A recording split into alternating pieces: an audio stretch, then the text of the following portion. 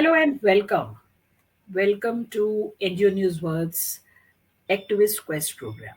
Hi, I'm Anju Grover. Friends, NGO news world के इस activist programme में हम एक्टिविस्ट से बातें करते हैं, उनसे रूबरू होते हैं, उनकी अपने चैलेंजेस, उनकी जर्नी के बारे में बात करते हैं, जिनके बारे में कोई बात ही नहीं करता है। और जिस तरह का ये लोग काम करते हैं, उसमें अपनी ये ज़िंदगी भी झोंक देंगे ना, तब भी कोई पूछेगा ही नहीं इनको। लेकिन इनका जज़्बा, इनका जज़्बे से ज़्यादा एक तरह का बोलेंगे कमिटमेंट, फुल्ली कमिटेड और एक ऐसा जुनून कि हमें कुछ दुनिया के लिए करना है, उन लोगों के लिए करना है जो शायद अपनी आवाज़ आगे नहीं उठा सकते। They give voice to the voiceless. It's a commendable work that they do. सब अपने अपने तरीके से कर रहे हैं, कोई छोटा कोई बड़ा। अल्टीमेटली रिजल्ट क्या है कि इन लोगों ने बहुत लोगों को मदद की है ताकि वो मेन स्ट्रीम में जुड़ सके। चलिए, ऐसी एक शख्सियत हमारे साथ हैं जो दिल्ली से जुड़ रही हैं, डॉक्टर संजय कुमार। इनका बड़ा इलस्ट्रियस करियर रहा है पढ़ाई में, लिखाई में, और ये उन लोगों की मदद करते हैं जो आप देखेंगे कभी सड़क पे चल रहे होंगे, आपको लोग देखेंगे जो पेवमेंट्स पे बैठे रहते हैं, जिनके पास अपना कोई घर नहीं होता, जो शायद बेघर होते हुए कहीं आपको रेलवे स्टेशन पे दिख जाएंगे या आईएसबीटी जैसी जगह पे दिख जाएंगे। और कौन इनको प्रोटेक्शन देता है, वेल, हमने कभी जानने की कोशिश भी नहीं की है, I am sure most of us. लेकिन डॉक्टर संजय कुमार जैसे लोग हैं जो इन लोगों की केयर करते हैं। चलिए, ज़्यादा समय ना लेते हुए, let me invite doctor Sanjay Kumar. He is joining us from Delhi. 1 second. He is from Ashray Adhikar Abhiyan. He is a co-director of Ashray Adhikar Abhiyan, and he is the national resource person. Let me invite him. 1 second. There he is. Welcome to Activist Quest program, Dr. Sanjay Kumar. आपने समय निकाला, बहुत अच्छा लगा। अब इससे पहले हम अपनी बातचीत शुरू करें, let me tell my friends, देखिए, इस प्रोग्राम में जो हमारे जो गेस्ट हैं, जो भी वो व्यूज़ बोलते हैं, वो उनके पर्सनल व्यूज़ होते हैं। एनजीओ न्यूज़ वर्ल्ड इससे उसको सब्सक्राइब नहीं करता है, क्योंकि ये हमारा न्यूज़ का प्रोग्राम नहीं है, ये हमारा एक इंटरव्यू बेस्ड प्रोग्राम है जिसमें हम उनसे बातचीत करते हैं, राइट? तो उसको अन्यथा मत लीजिएगा, but we respect their views, but we don't subscribe to their views. चलिए, डॉक्टर संजय कुमार, शुरुआत करते हैं। आप इतनी पढ़ाई लिखाई की आपने, ये आप में जज्बा कहाँ से आया कि हमें होमलेस के लिए काम करना है? एंड क्या what motivated you to take up this cause? सबसे पहले मैम, आपको बहुत बहुत धन्यवाद, और मैं आपको बहुत साधुवाद देना चाहूँगा आपके इस प्रयत्न और प्रयास के लिए। बहुत निश्चल प्रयास है आपका, और ख़ास करके वैसे लोगों के लिए जो लोग समाज के हाशिए के लोगों के साथ काम करते हैं, और अक्सर बहुत व्यापकता के साथ उनके बारे में लोग बात नहीं करते हैं, और वो बहुत एक तरीके से बैक ऑफ द स्टेज रहते हैं। तो मुझे अपने पॉडकास्ट में बुलाने के लिए, मुझे लगता है मैं अपनी बात को शुरू करूं उससे पहले ये बताना चाहूँगा कि इस फील्ड में आना मेरा एक्सीडेंटल था। दिल से मैं जीवन में भी बहुत सच्चा आदमी हूँ, और वैसे भी बहुत सच्ची बात बोलता हूँ। तो ये बहुत मेरा कोई बचपन का ड्रीम नहीं था कि मुझे समाज सेवा में जाना है और समाज सेवा में ऐसे करना है। मैं बिहार और उत्तर प्रदेश के एक बॉर्डर का जगह है, वहाँ से ताल्लुक़ रखता हूँ। मेरी मदर यूपी गोरखपुर के आसपास की है, और मेरे पिताजी एकदम वेस्टर्न बिहार के उस प्रांत से हैं जो एकदम बॉर्डरिंग इलाका है। और ये वो इलाका है, अगर इसको हम दूसरे प्रकार से देखें तो सबसे ज़्यादा माइग्रेशन यहाँ से हुआ अंग्रेजों के समय में भी, और ख़ास करके जब हम स्वतंत्रता आंदोलन लड़ रहे थे उस दौरान भी यहाँ का माइग्रेशन बहुत बड़े पैमाने पे होता है। कोई गल्फ जाता है, और हमारे यहाँ से बहुत सारे लोग थे जो बंगाल जाते थे, और जो लोग भी बंगाल जाता था उसे एक वहाँ का नाट्य मंडली था, उसे विदेशिया कहता था। तो उस जाने और पलायन के क्रम में जो उनके साथ जुड़ी हुई पीड़ा थी, उस पीड़ा को बयान नहीं किया जा सकता था। शुरुआती दिनों में जब हम बच्चे थे, तो उनके साथ बैठते थे और पूछते थे, आप क्या करते हो? जहाँ बाहर जब जाते हो तो कौन-सा काम करते हो? तो कोई बोलता था, हम रिक्शा चलाते हैं, कोई बोलता था हम ठेला-पोश करते हैं, कोई बोलता था मज़दूरी करते हैं, कोई बोलता था कुछ और करते थे। लेकिन जब वो आते थे तब भी उनके पास बहुत ज़्यादा सुकून और बहुत खुशी वाला आलम नहीं रहता था। तो वहाँ की एक पीड़ा बहुत रहती थी। बाद में इन सब चीज़ों को हमने पटना में जब हमारे पिता एक बड़े राजनीतिक जगह से जुड़े रहे और भारतीय रिज़र्व बैंक के साथ वो काम करते थे। तो उस दौरान हम लोग देखते थे कि राजनीति और राजनीति के साथ इस वर्ग का पूरा जो ताना-बाना था, उनके लिए कुछ वो कर नहीं पाते थे राजनेता लोग। तो बाद में जब ये मुझे मौका मिला, मैं 92 के आसपास 92-93 में दिल्ली विश्वविद्यालय अपने उच्च शिक्षा शिक्षा के लिए आया और जब आया तो हमारे जानने वाले बहुत यदा-कदा लोग थे जो बहुत हाईएस्ट पोज़ीशन पे थे। ज़्यादातर लोग वो लोग थे जो मेहनतकश वर्ग के प्रतिनिधि थे, जो श्रमिक वर्ग थे और जो अपने श्रम से अपने जीवन यापन करते थे। और जीवन यापन करने के दौरान उन्हें बहुत बार बहुत कठिनाइयों का भी सामना करना पड़ता था। जैसे वो दौर था जब बिहारी होना अपने आप में एक स्लैंग था, एक गाली के तौर पे कहता था। किसी दूसरे व्यक्ति को भी लोग कह देता है बिहार का है, बिहारी है। तो मन में ये भाव था क्योंकि हम लोग उच्च शिक्षा के लिए आए थे और बिहार और उत्तर प्रदेश का ये वो क्षेत्र है जहाँ से लोग पलायन करते हैं शहरों में, तो या तो मज़दूर बनने के लिए करते हैं या हम लोग जैसे युवक आईएएस बनने के लिए आते हैं।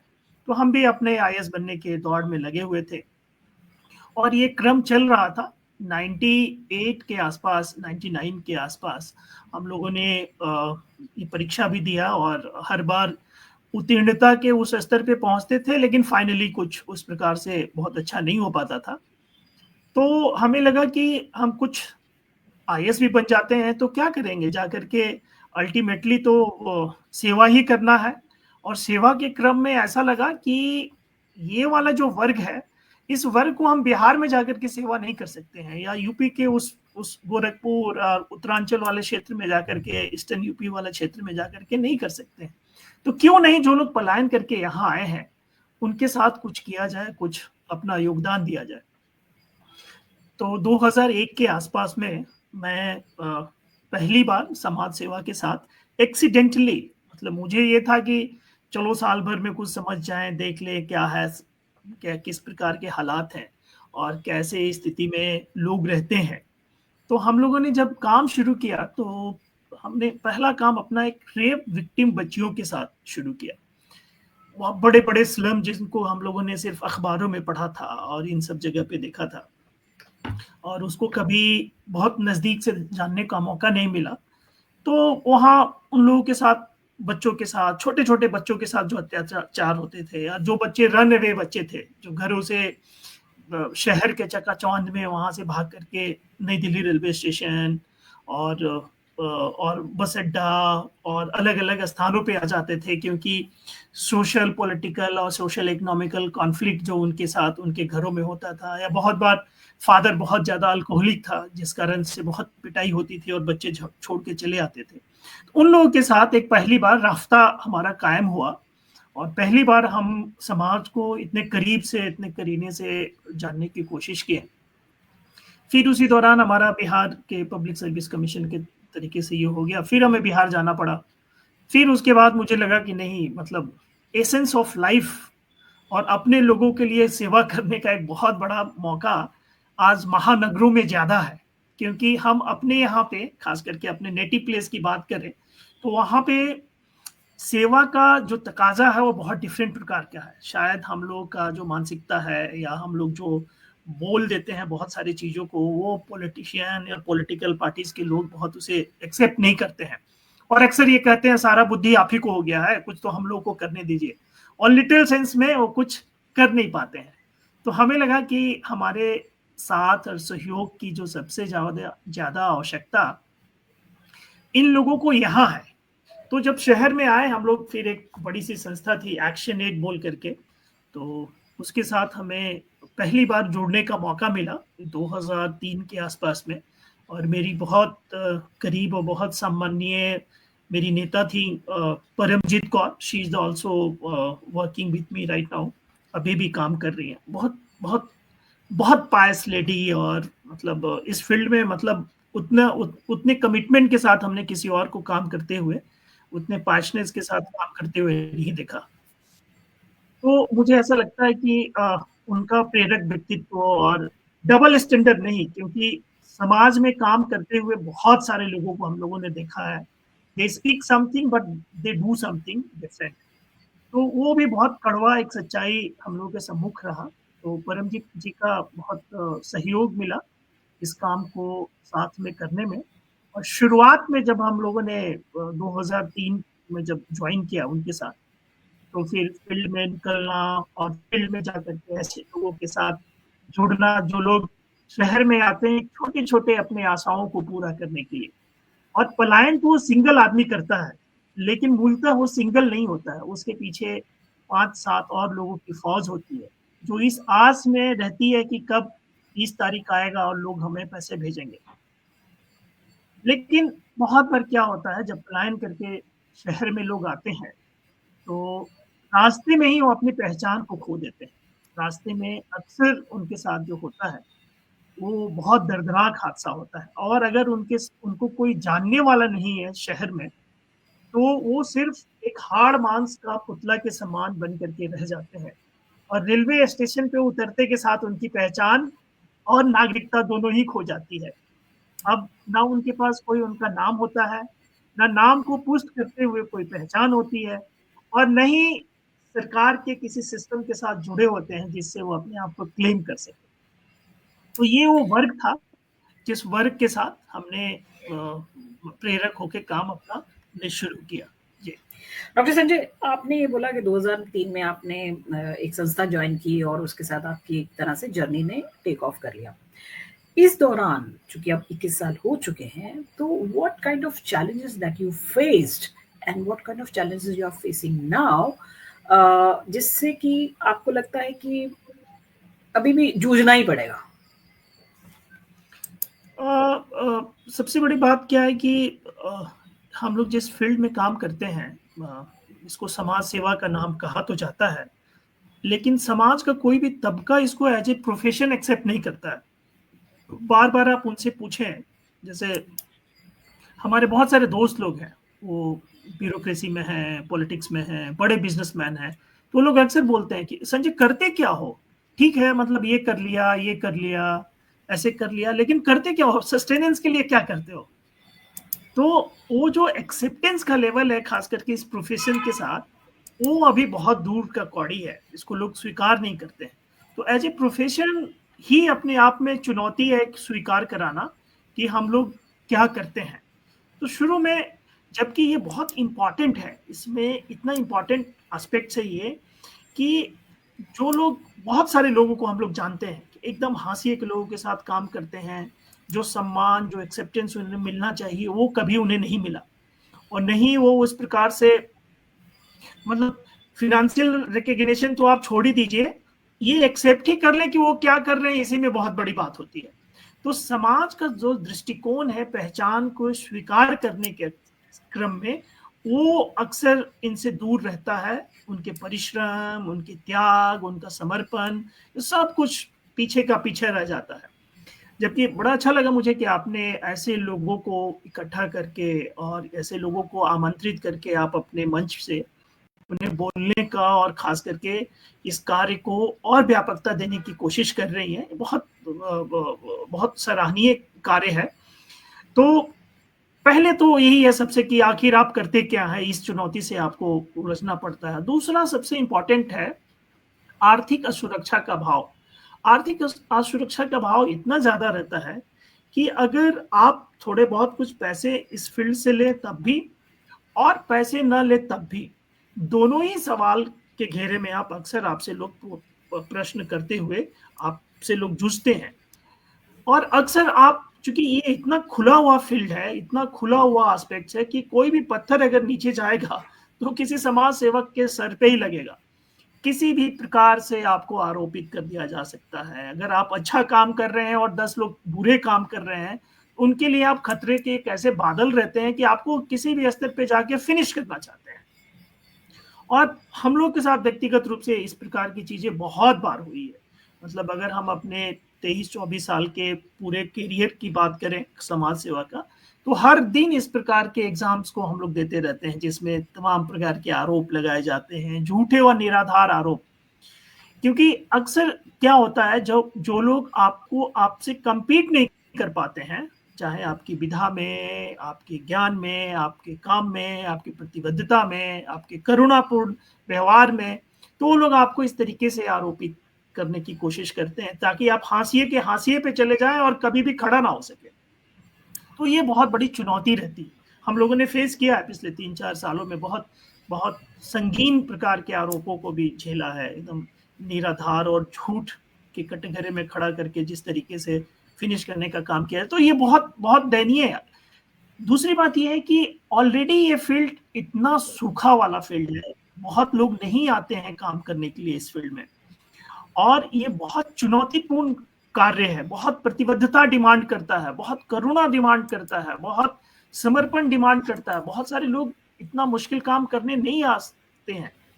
इसके बावजूद हमारा ये बिलीफ है कि हम लोग जैसे अगर 1000 या लाख लोग भी आ जाएं, फिर भी जिस इश्यू के साथ हम लोग जुड़े हुए हैं, पलायन के साथ, शहरी गरीबी के साथ, बेघरता के साथ, भुखमरी के साथ, ये स्थिति, ये सारी परेशानियां दूर नहीं होने वाली है।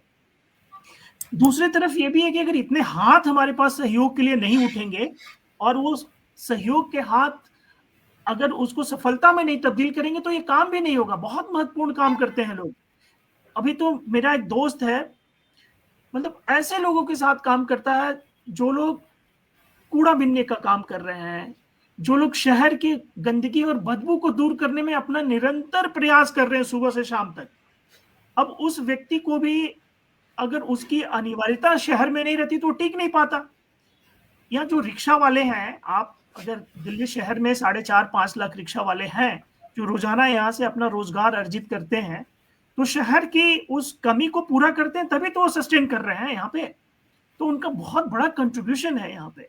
लेकिन दूसरी तरफ वो एक्सेप्टेंस के लेवल पे नहीं रहती है, वो एक बहुत बड़ी परेशानी है। उसके साथ साथ आप इतना काम करते हो, आपके काम में कभी छुट्टी नहीं है। जैसे हम लोग बहुत सारे शेल्टर होम चलाए शहर में, अभी तक 550 से ज्यादा शेल्टर होम हम लोग पिछले इतने वर्षों में चला चुके हैं, जिसमें 30 मिलियन से ज्यादा होमलेस बेड्स को मैनेज किया है। और सेम तरीके के काम हम लोगों ने हेल्थ केयर में किया है। और इस संस्था का जब से हम लोग जुड़े और बहुत सारे प्रोफेशनल्स हमारे साथ जुड़े, हम लोग हमेशा सोल्यूशन लेकर के आते हैं। We are not just a झोला छाप सोशल वर्कर के यहाँ आ गए, आज ये दे दिए। उसमें ट्रांजिट सोल्यूशन क्या हो सकता है? अब भिक्षावृत्ति एक बहुत बड़ी समस्या है भारतवर्ष की। तो भिक्षावृत्ति हम तो देख रहे हैं, सालों से देख रहे हैं, एंशियंट टाइम से देख रहे हैं, अशोका के समय से देख रहे हैं, जैन के समय से देख रहे हैं। तो उसका सोल्यूशन भी तो होना चाहिए। मॉडर्न फेज में हम लोगों ने फिर उसकी ड्राफ्टिंग में भूमिका निभाई, और ड्राफ्टिंग के साथ साथ हमें ये लगा कि ये तो वही लोग हैं। अभी हम लोगों ने एक 30 लोगों का सक्सेसफुल बैच, भिक्षावृत्ति के कैसे लोग थे, शक्ति, एक बहुत बड़ी कॉर्पोरेट कंपनी का एमडी, एक बहुत बड़ा आगरा हाई कोर्ट में प्रैक्टिस करने वाला, आगरा कोर्ट में प्रैक्टिस करने वाला एलएलएम व्यक्ति, something happened in their life and he was not coping up with their own situation and he was fall down on the street and he became a homeless initially. बाद में वो डिस्टिट्यूशन में गया, बाद में तो भिक्षावृत्ति करने लगा। तो उसे सहयोग की जरूरत थी, वहां उसके कंधे पे रख करके उसके करुणापूर्ण भाव से उसे समझने की जरूरत थी। हमने ये समझा, उसको स्किल किया, now he became a painter. आज के डेट में 2000 रुपये कमा रहा। तो ये जो टूटे हुए लोग हैं, इन टूटे हुए लोगों के साथ खड़ा होकर के साहस के साथ उनको खड़ा करने की आवश्यकता है। तो और इस प्रकार का जो सोशल वर्कर का काम है, वो रात के 12 बजे भी हमें फोन आता है, टॉयलेट खराब हो गया है, ठीक करवा दीजिए, बिजली चली गई, उसको एक्सीडेंट हो गया, उसे लेकर के जाओ। आपके शेल्टर में जब 2000-3000 माइंड एवरीडे हमेशा रह रहा, तो आप कैसे चैन से रह सकते हैं? तो कोई छुट्टी नहीं, कोई ये नहीं, स्वास्थ्य हमेशा आप हजार्डियस सेक्टर में जुड़े हुए हैं, नींद नहीं है आपके पास, बदन से जलन आ रही है। तो इस प्रकार के बहुत जो चैलेंजेज हैं, प्रेरणा और खास करके समर्थन आपको कहीं से नहीं मिलने वाला है, इतना ये कंपटीशन सब बढ़। जब आपके पास ना समर्थन है और प्रॉब्लम्स कभी खत्म ही नहीं होती हैं, every day right. You have a new challenge, every minute every hour you have a new challenge. इस सिचुएशन में how critical is the family support? क्योंकि फैमिली की सपोर्ट अगर है तो कितना काम करता है, अगर नहीं है तो कैसे मैनेज करें? अगर फैमिली का सपोर्ट नहीं होता मैडम, जिस फील्ड में हम लोग काम कर रहे हैं ना, टिक नहीं पाते हैं। खास करके आर्थिक स्तर पे तो बहुत ही मुश्किल है। और फैमिली, मेरा एक छोटा भाई है, पापा हैं, और अच्छी अच्छे परिवार से हम लोग आते हैं। तो फैमिली का निरंतर सपोर्ट रहा। हालांकि वो लोग ये कहते हैं कि इतना टैलेंटेड आदमी है, इतना पढ़ा लिखा आदमी है, प्रोफेसर हो सकता है, बहुत जगह पढ़ा है, अभी बाहर चले जाओ। और बहुत और भी है, अभी भी हमारे पास बहुत सारे ऑफर है। तो आप क्या कर रहे हो, ऐसे नहीं है। तो उनका सहयोग रहता है। छोटे बच्चे हैं, अच्छी जगह पढ़ते हैं, उनकी खास करके उनकी जरूरतें इस प्रकार की हो गई। और सोशल वर्कर तो हम है, वो नहीं है ना। तो माइंडसेट के स्तर पे भी वो द्वंद है। वो तो अपने दोस्तों को देखते हैं कि उसके फादर ने तो ऑडी ले लिया, पापा के पास तो ऑल्टो कार भी नहीं है। उसने तो यहाँ बंगला ले लिया, पापा तो आज भी रेंटेड हाउस में रहते हैं, हम लोग अभी भी रेंटेड हाउस में रहते हैं। तो ये कॉन्फ्लिक्ट रहता है। तो लेकिन उसी में आपको, चूंकि आप एक ऐसे फील्ड में हो जहां हर वक्त आपको तकाजे पे तौला जाता है, तो वो एक कॉन्फ्लिक्ट के जोन से निकल करके आप चूंकि कमिटमेंट है, कुछ करना है। तो हम लोग कमिटमेंट वाले लोग हैं और कर रहे हैं। मुश्किल है, मुश्किल है इसमें। डॉक्टर कुमार, आपने पैसे की बात की, पर्सनल लेवल पे और प्रोफेशनल लेवल पे, is the funding ma'am, an issue for you? बहुत बड़ा, बहुत बड़ा मैम, बहुत बड़ा फंडिंग इशू इतना है कि हमारे यहाँ तकरीबन 150 के आसपास लोग काम कर रहे थे अभी कुछ दिन पहले तक। और हमने अपने कार्य में कुछ इस नवीनतम प्रयोगों का भी इस्तेमाल किया है, जिसमें हम जिस होमलेस को रेस्क्यू करते थे और ठीक हो जाते थे, उनको ही हमने अपना वर्कर बना लिया। और वही हमारे साथ ट्रेन होकर के काम करने लगे ज्यादातर लोग। और कुछ प्रोफेशनल्स थे। तो इसको जब कुछ एमएसडब्ल्यू और कुछ ऐसे पढ़ के लिख करके जो लोग आते हैं, तो वो लोग तो इसे जब प्रोफेशन के तौर पे देखते हैं कि हाँ हम ये काम कर रहे हैं, तो काम के बदले में हमें ये धन और ये रिनोमरेशन मिलेगा महीने के आखिर में। तो वो एक उनको रिटेन करना एक बहुत बड़ी चुनौती होती है, इसमें कोई शक नहीं। और being a head of the organization और being a functionary of organization, ये चैलेंजेस आपके लिए हमेशा रहते हैं।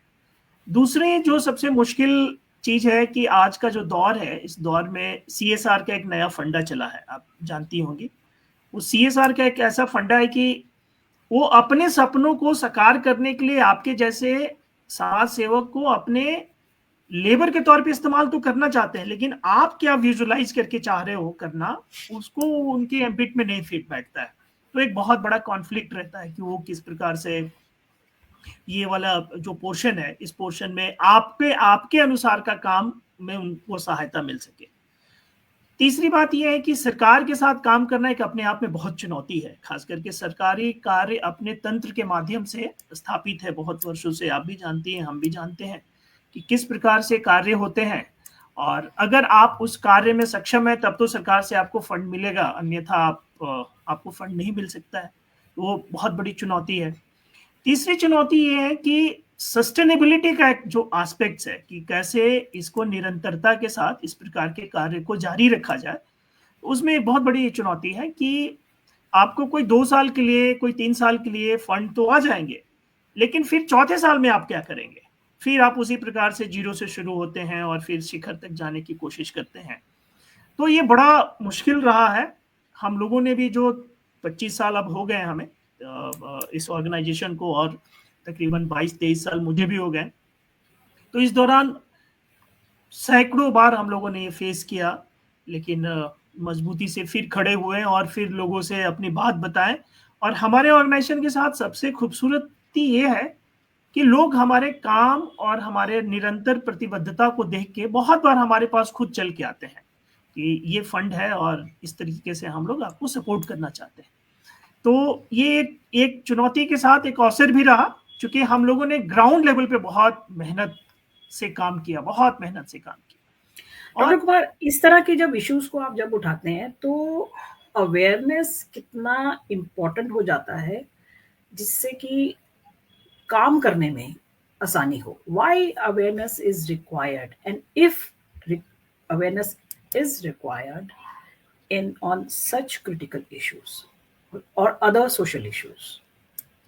मैम, अवेयरनेस एक एस्पेक्ट है। अवेयरनेस से पहले हम कहना चाहेंगे कि एडवोकेसी का शब्द ज़्यादा अच्छा रहेगा इसके लिए, क्योंकि हम भारतवर्ष में जो भी लोग हैं, भारतवर्ष अभी भी लोकतांत्रिक प्रक्रियाओं से चलने वाला देश है और ऐसा मानते हैं कि कॉन्स्टिट्यूशन इसमें एबव द ऑल है।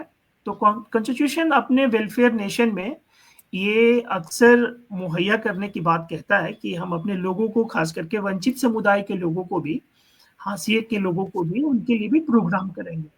अब होता क्या है कि आप तो बहुत कॉन्स्टिट्यूशनली बहुत अवेयर हैं और आप चाह भी रहे हैं काम करना, तो बहुत बार आप वो प्लान लेकर के जाते हैं अधिकारियों के पास, लेकिन वो माइंडसेट के लेवल पे, चूंकि एटीट्यूडनल प्रॉब्लम के लेवल पे कि हम तो आईएएस हैं और एक बार हो गया है तो अब तो हम रहेंगे इतने लंबे समय तक, या हम तो अधिकारी हैं, अभी हो गया है तब तो 40 साल तो हम रहेंगे ही रहेंगे। उनको समझा पाना एक बहुत बड़ी चुनौती होती है। तो उनको समझाने के लिए आप एविडेंस बेस्ड प्रैक्टिसेस को टाइम एंड अगेन बात करते हैं। बहुत बार आपको वहां तक पहुंचने में सफलता मिलती है और बहुत बार आप असफल होते हैं, ज्यादातर बार आप असफल ही होते हैं। जैसे हमने जो जो काम सब शुरू किया, खास करके अब एक व्यक्ति है, शहर में आया है, उसके पास कोई आइडेंटिटी कार्ड नहीं है।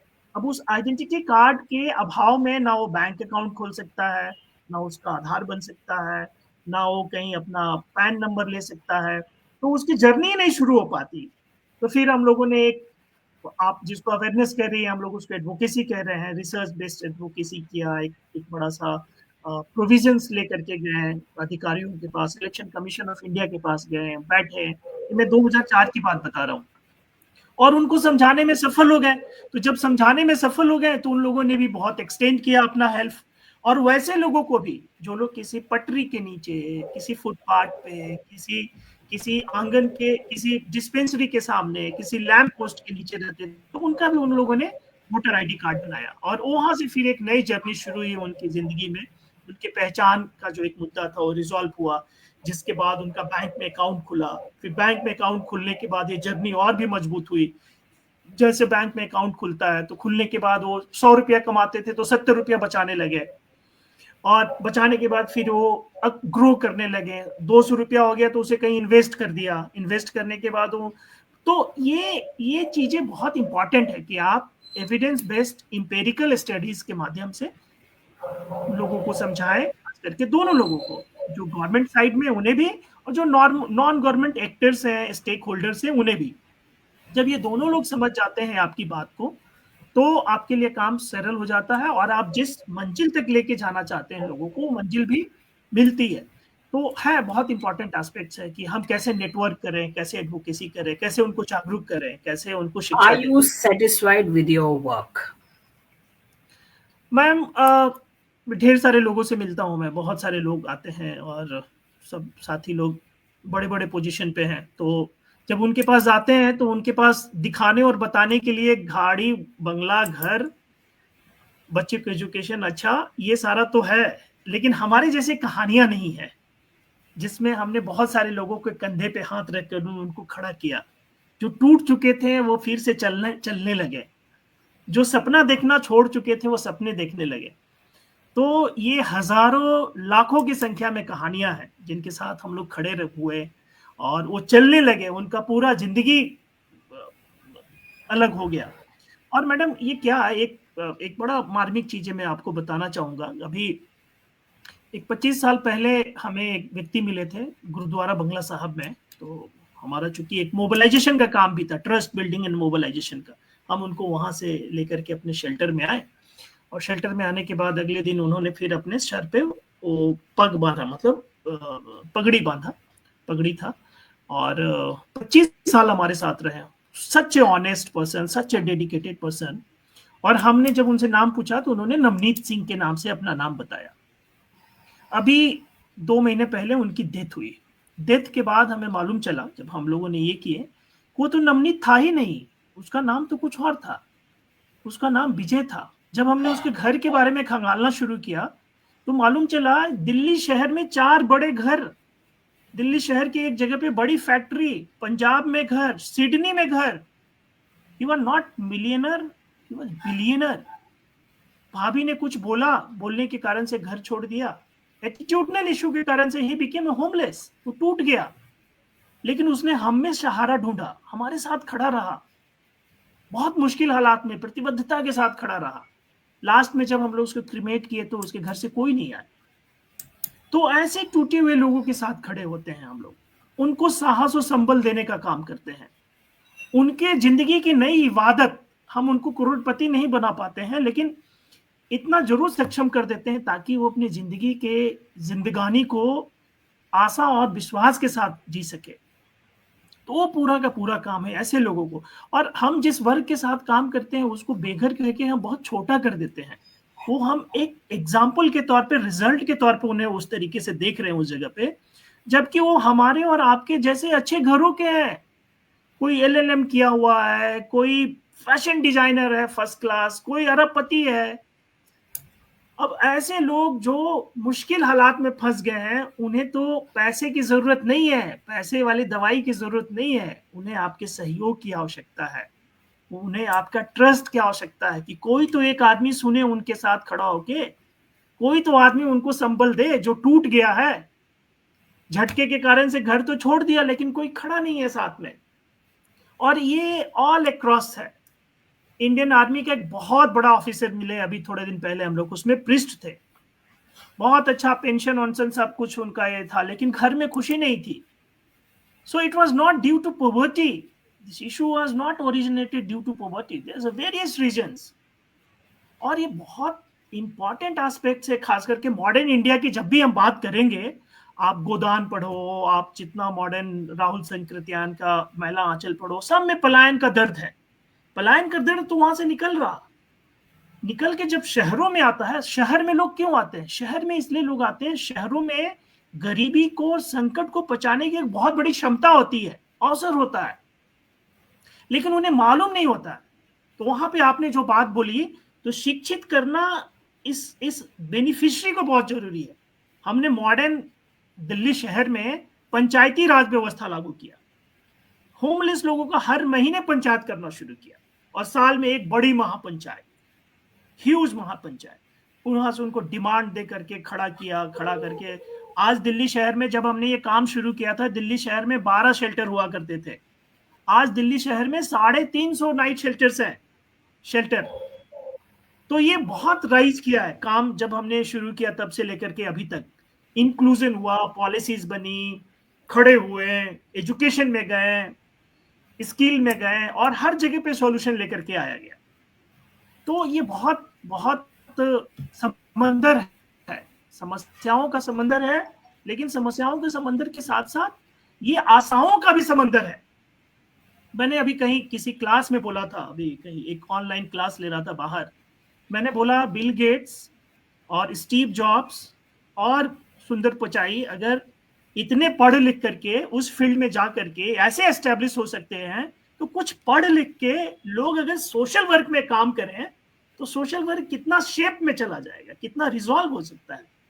तो उसी काम को हम लोग प्रयास कर रहे हैं, अपने जो कुछ भी छोटा थोड़ा सा ज्ञान अर्जित किया है, अनुभव अर्जित किया है, उसको इन लोगों को समर्पित करना चाहते हैं, और बहुत ऑनेस्टी के साथ समर्पित करना चाहते हैं। Madam, I am living in this city for last 32 years, but I don't have my own house. I am sitting in this rented house.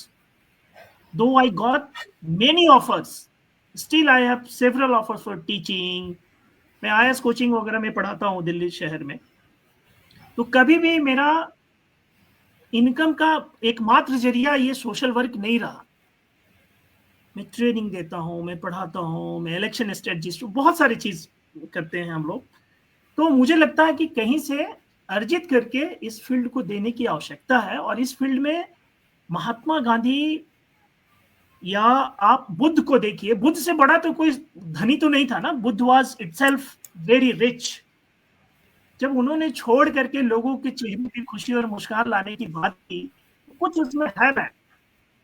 इसलिए हम लोग भी वो प्रयास कर रहे हैं, कोशिश कर रहे हैं, थोड़ा सा एक प्रयास कर रहे हैं ऐसे लोगों को। डॉक्टर संजय कुमार, आपने ये कहा कि एक तरफ आशा है तो दूसरी तरफ निराशा है, लेकिन उस निराशा में भी आशा को ढूंढना ये अपने आप में एक स्किल है और उसको आप पूरे जज्बे के साथ लेके चल रहे हैं।